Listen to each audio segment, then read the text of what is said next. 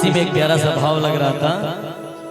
बड़ा रे जतन से हम सिया धिया पोसलो, सिया धिया पोसलो से हो धिया रमले।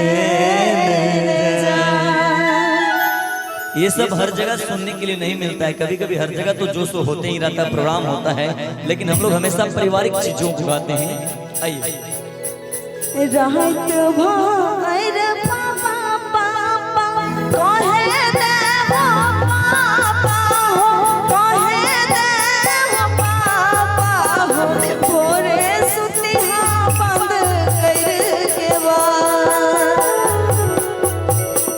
भोरे सुतिहा बंद करके भर बेटी बेटी कहे देगे बेटी, कहे देगे बेटी,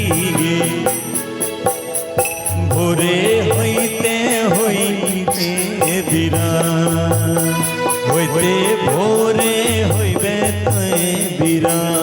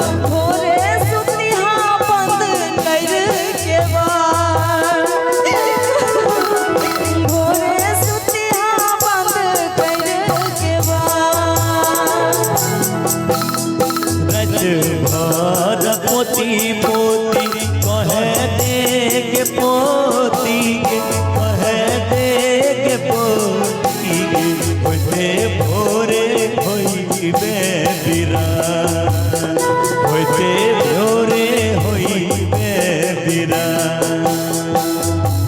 अरे रमा बड़ा रे जतन से हम सिया धिया पोसलो, हम सिया धिया